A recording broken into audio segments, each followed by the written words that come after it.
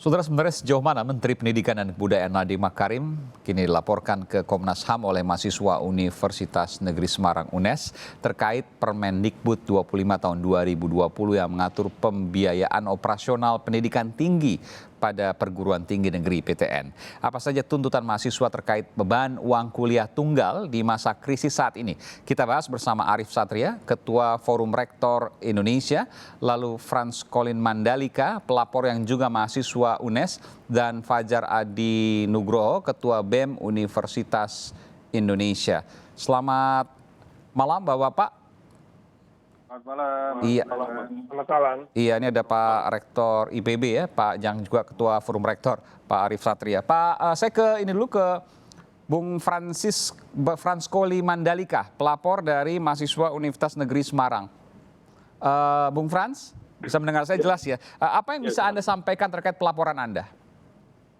Ya, kalau terkait pelaporan memang ada dua hal yang menjadi pokok pelaporan kami. Pertama terkait dengan biaya kuliah di tengah pandemi, kemudian yang kedua terkait dengan pemberangusan demokrasi di kampus.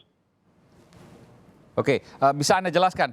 Itu dua hal. Yang pertama, uang kuliah UKT. Tadi disampaikan UKT oleh Menteri Nadiem Makarim bahwa ada bantuan 1 triliun rupiah. Lalu apa yang kemudian menjadi masalah di sini?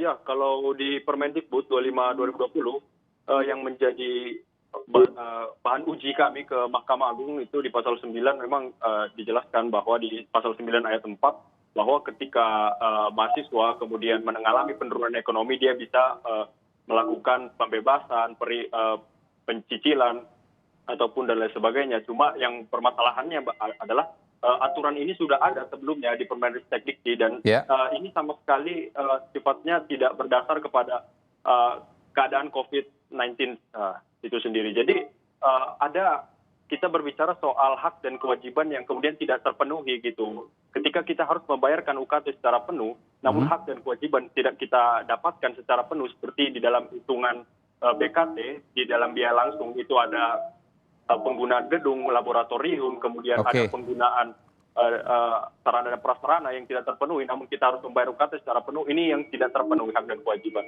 Jadi maksud Anda harusnya dikurangin dong, kan nggak? Sekarang kan kuliah di rumah, semua dari rumah, tidak ada gedung, tidak ada lab yang kemudian digunakan. Tapi UKT sama, begitu ya? Iya, benar sekali. Jadi ada perhitungan dalam biaya kuliah tunggal itu, di dalamnya adalah biaya kuliah langsung, biaya langsung itu, yang tidak terpenuhi. Boleh saya tahu berapa sih UKT per mahasiswa yang dibayarkan? Kalau UKT beraneka ragam ya Pak. Saya sendiri itu kena golongan 5 itu sekitar 5.250.000 itu. Luar biasa, ini PTN loh ya, 5 juta itu belum dengan uang SKS itu? Itu udah semua, cuma kalau dari jalur mandiri, itu karena ada pasal 10 ayat 1 huruf G di Permendikbud, itu kemudian dibebankan lagi untuk membayar uang pangkal. Nah, kebetulan di pemohon kami, salah satunya Alwi Shihab itu, dia harus membayar sekitar 15 juta untuk uang pangkal, padahal dia sudah melampirkan bukti surat keterangan tidak mampu. Jadi di Permendikbud 25 2020 ini semakin rancu, karena tidak ada batasan berapa uang yang bisa dibebankan oleh kampus sendiri untuk kemudian membebankan uang pangkal itu sendiri gitu. Termasuk bagi yang tidak mampu harus membayar 15 juta, itu per semester? Enggak, itu satu kali. Jadi kalau di jalur mandiri dia akan dikenakan uang pangkal. Nah kebetulan pemohon 6 ini, Alwi Shihab ini dia dikenakan 15 juta. Itu sekali masuk. Lalu kemudian per semesternya kurang lebih berapa yang yang harus dibayarkan? Kalau Anda golongan 5 misalnya tadi. Ya, kalau golongan 5 sekitar 5 juta, kemudian total itu sudah ya? Naik lagi itu apa? Total semua? Per semester hanya 5 juta itu? Kalau 5 juta itu hanya satu semester. Total setiap sudah semua ya? 5.250.000. Yang paling besar? Itu belum termasuk kayak wisuda. Wisuda kan nanti terakhir. Yang paling besar dari teman Anda yang ada tahu per semester harus bayar berapa? Ada yang sampai sekitar 7 juta ya, paling tinggi. 7 juta, baik. Itu 8 juta juga, 8 juta ya, sekitar golongan 6. Baik, itu per semester, per 6 bulan harus dibayarkan. Sementara sekarang kuliah di rumah, tidak ada pengurangan sama sekali. Ya itu, jadi sistemnya hanya sistem normal yang sudah ada sebelumnya gitu. Jadi ketika dia merasa terjadi penurunan ekonomi, dia bisa melakukan banding. Nah, akan tetapi banding ini tidak dikenai oleh semua. Jadi tidak semua mahasiswa mendapatkan itu. Sementara pandemi ini berbicara kepada semua orang yang terkena dampak, bahkan mahasiswa. Sehingga sistem ini tidak bisa digunakan ketika dia sifatnya COVID gitu. Jadi sama sekali tidak berdasar kepada COVID-19. Termasuk juga Anda mendengarkan, kan Anda juga ikut organisasi di sana, mendengarkan teman-teman, banyak juga orang tua dari mahasiswa yang juga terdampak sehingga tidak bisa membiayai lagi? Ya, benar sekali. Jadi BEM juga sempat melakukan riset, itu sekitar 2.000 responden itu ada sekitar 40 mahasiswa yang kemudian mengundurkan diri karena tidak mampu membayar uang kuliah. Kemudian ada beberapa juga yang kemudian harus cuti juga karena memang tidak mampu membayar kuliah karena terdampak COVID itu sendiri. Dan kemudian saya masuk kepada pelaporan kedua. Ketika kemudian Anda suarakan ini di kampus, maka mendapat intimidasi? Iya, benar. Ini kebetulan orang yang terkena ini ada di sebelah saya gitu, Franz Napitu. Dia kemudian yang melakukan orasi dan aksi juga pada waktu itu nih, kemudian di video ini kelihatan juga dia itu yang terkena panggilan Dewan Etik pada saat melakukan aksi demonstrasi di UNES. Dengan alasan? Dengan alasan ya dugaan melakukan provokasi ya Bang.